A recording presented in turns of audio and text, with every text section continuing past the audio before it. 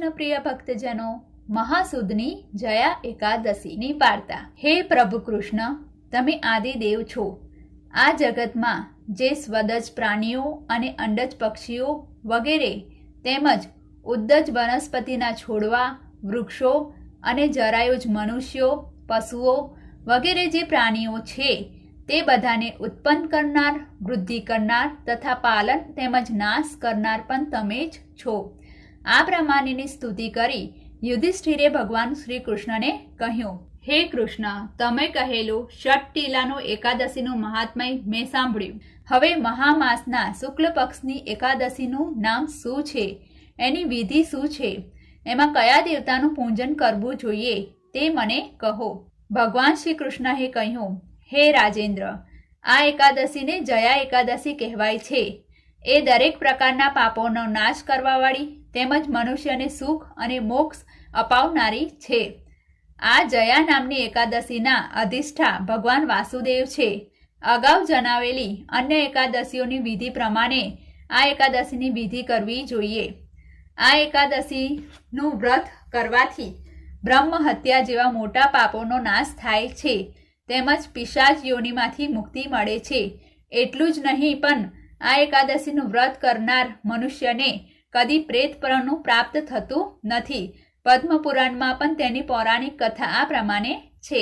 પહેલાના સમયમાં સ્વર્ગલોકમાં ઇન્દ્ર રાજા રાજ્ય કરતો હતો।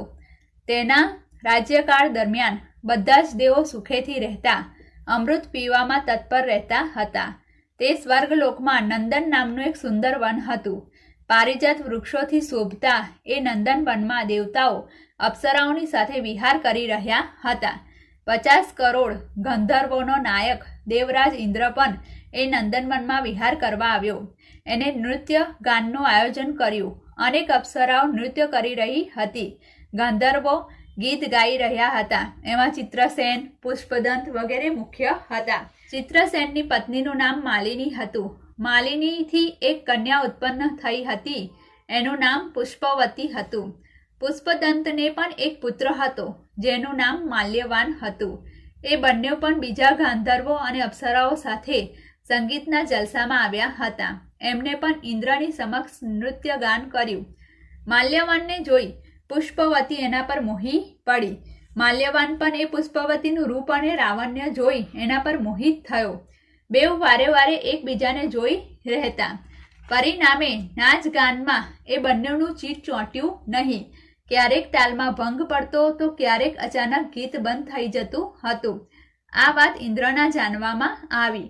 એને પોતાનું આવી રીતે થયેલું અપમાન જોઈને ગુસ્સે થઈ ગયો અને બંનેને શ્રાપ આપતા બોલ્યો, હે માલ્યવાન, હે પુષ્પવતી, તમે બંનેને ધિક્કાર હો। તમે મારી આજ્ઞાનું ઉલ્લંઘન કર્યું છે, તેથી તમે પિશાચ થઈ જાઓ અને પિશાચ યોનિમાં પડી અતિ દારૂણ દુઃખ ભોગવો। ઇન્દ્રએ જ્યારે આવો શ્રાપ આપ્યો ત્યારે બંનેને મનમાં ઘણું દુઃખ થયું, પણ હવે ઇન્દ્રનો શ્રાપ ભોગવ્યા વિના છૂટકો ન હતો। આથી બંને જણા ઇન્દ્રનો શ્રાપ ભોગવવા માટે હિમાલય પર્વત પર ગયા અને પિશાચ યોનિમાં પડીને અત્યંત દુઃખ ભોગવવા લાગ્યા। હિમાલયમાં બરફની ઠંડીથી એમના શરીર ધ્રુજતા હતા। પેટ પૂરતું ખાવાનું પણ મળતું ન હતું। તે ઉપરાંત જંગલી પ્રાણીઓની બીક પણ સતત રહ્યા કરતી હતી। વળી રહેવાનું પણ કોઈ ઠેકાણું ન હતું। ભૂખ અને ભયના લીધે રાત્રે ઊંઘ પણ ન આવતી હતી।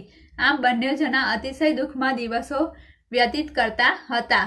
એવામાં જયા એકાદશી આવી। એ દિવસે એમને બધા પ્રકારના આહારનો ત્યાગ કર્યો, ઉપવાસ કર્યો, પાણી પણ શુદ્ધ ન પીધું, પશુ પંખીઓની હિંસા પણ ન કરી। દુઃખ ભોગવતા ભોગવતા તેઓ પીપળાના વૃક્ષ નીચે પડ્યા રહ્યા। અતિશય ઠંડીના લીધે એમને નિંદ્રા પણ ન આવી। આખી રાત ધ્રુજતા ધ્રુજતા દુઃખ ભોગવતા ભોગવતા પડ્યા રહ્યા। આમ એમનાથી જાગરણ પણ થઈ ગયું। આમ એકાદશીનું વ્રતનું એમને પાલન કર્યું। પરિણામે એમને એકાદશીના વ્રતનું પુણ્ય પ્રાપ્ત થયું। બારસના દિવસે એ બંને પિશાચ યોનિમાંથી મુક્ત થયા। એમને એમનું અસલ સ્વરૂપ પ્રાપ્ત થયું। વિમાનમાં બેસીને તેઓ પાછા સ્વર્ગલોકમાં ગયા। ઇન્દ્ર પાસે જઈ એ બંનેએ ઇન્દ્રને આનંદપૂર્વક નમસ્કાર કર્યા। એમને આવા દિવ્ય રૂપમાં જોઈને ઇન્દ્રને ઘણું આશ્ચર્ય થયું। એમને પૂછ્યું, મારા શાપથી તમે પિશાચતા પ્રાપ્ત થઈ ચૂકી હતી, તો પછી કયા પુણ્યના પ્રભાવથી તમે પિશાચ યોનિમાંથી મુક્ત થયા? વળી પાછા દેવ યોનિમાં કેવી રીતે આવ્યા? કયા દેવે તમને આ યોનિમાંથી છુટકારો અપાવ્યો? માલ્યવાને કહ્યું, હે સ્વામી, ભગવાન વાસુદેવની કૃપાથી તેમજ જયા નામની એકાદશીનું વ્રત કરવાથી એમના પુણ્ય પ્રભાવથી અમે પિશાચ યોનિમાંથી મુક્ત થયા છે. માલ્યવાનનું કહેવું સાંભળીને ઇન્દ્રએ કહ્યું, હે માલ્યવાન, હે પુષ્પવંતી, તમે બંને પવિત્ર અને પાવન થયા હોય, હું તમારા પર પ્રસન્ન થયો છું. તમે બંને મારી કૃપાને પાત્ર થયા છો, કારણ કે તમે બેઉ જણા એકાદશીનું વ્રત કરનાર તેમજ ભગવાન વાસુદેવની ભક્તિ કરનારા ઉત્તમ ભક્ત થયા છો. જે લોકો ભગવાન વિષ્ણુને પ્રિય એવી એકાદશીનું વ્રત શ્રદ્ધાપૂર્વક કરતા હોય તેમજ ભગવાન વિષ્ણુની ભાવપૂર્વક ભક્તિ કરતા હોય, તેઓ ભલે મનુષ્ય હોય તો પણ અમને દેવોને પૂજ્ય છે.